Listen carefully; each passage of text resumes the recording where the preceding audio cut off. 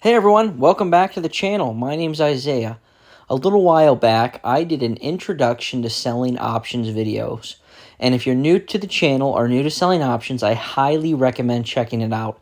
In this video, I'm going to do a part 2, a continuation of introduction to selling options. I'm going to talk about how to manage positions and when is the best time to determine if you are going to roll a position, let it get assigned, or let it expire worthless. Now, if any of those terms are new to you, please check out my introduction to selling options video. I'll link it in the description below. That way you can have a basic understanding of the terms, so that way when you watch this video, you'll have an idea of what I'm talking about. So now, let's scroll down. First thing I want you to see, all the open contracts I have expiring on 3/14. So look for that expiration date, 3/14, 1, 4, 5, 6, 7, 9, 11, 12, 13, 14. So I have 14 open contracts expiring on 3/14. Now, my first and always most important recommendation when selling options, never sell an option on a stock that you're not okay with owning. That being said, how do I determine if I should roll the position, let it expire, or get assigned and then sell a covered call on the other side? So, my first preference, I will always roll a position when the opportunity is there. What does that mean? If I can roll the position a couple weeks out and make at least 1% of the amount invested, I will roll the position.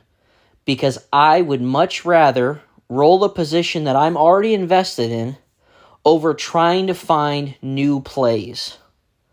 I am more comfortable with stocks I'm already invested in, so I would rather roll the position out a couple of weeks rather than let getting assigned. Now, let's say the stock market, like it has the last 2 weeks or 2 weeks and a half there, a big rundown.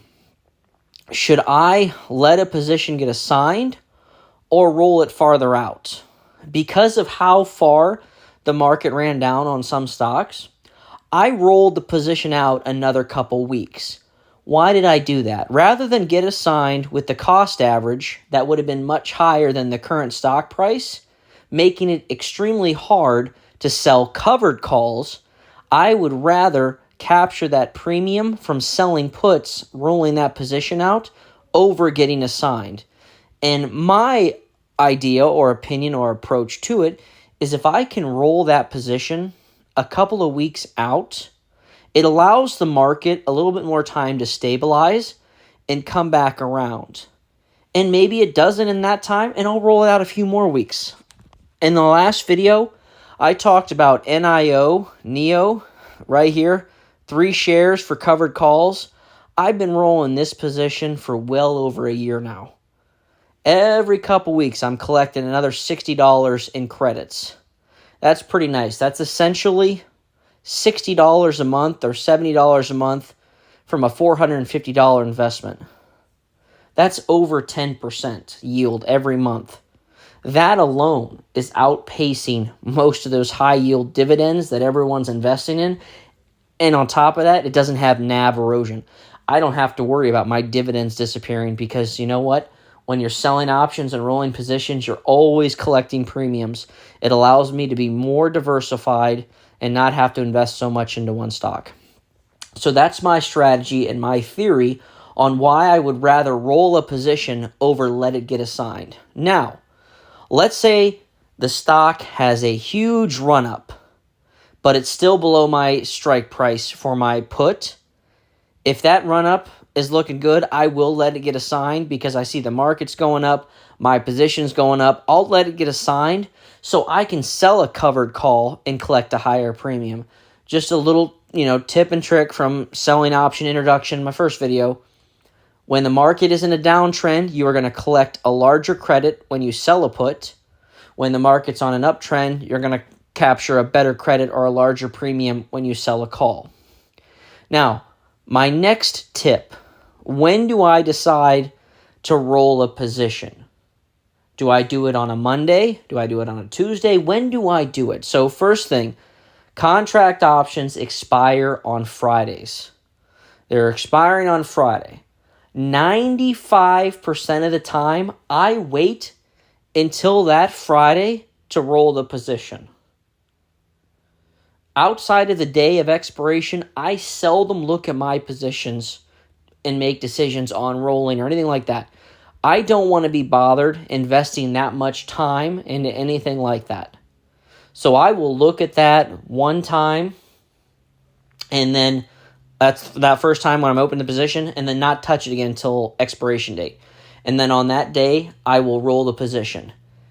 Sometimes, if let's say NIO, a position I've had for a long time and I don't want to lose, I might roll that a day or two early. But that's only on rare occasions where I've had the position for an extended amount of time. Outside of that, I'm just rolling, collecting credits, collecting premiums, growing the account, and enjoying the free time and financial freedom that comes with it. So, my advice on rolling positions is wait till expiration. Don't open a position and stare at it and watch it go up and down and up and down. Market fluctuations are your friends when you sell options. They're your enemies when you buy them. That's why I only sell. I like to be the house. I like to control the decay, things like that. I want those on my side, and that's why I sell options. So my advice to you, again, my personal opinion, not financial advice, don't stare at your position, open it, walk away, come back on expiration date, make your decision if you want to roll it farther out, if you want to let it get assigned, or it expires worthless. But I hope this tip for my second introduction to option videos helps you out in understanding when to roll a position, when to determine if I should let it get assigned, or why I would do this approach over others. Again, if you have not watched my first introductions to option videos, I'll leave the link in the description below. Please watch it before you watch this one, because those terms that I talked about, rolling a position, getting assigned, I go into more detail in that first video. So please check that out. And if you like this content and if you want more introduction videos, please leave a like, a comment, subscribe, and let's all go together.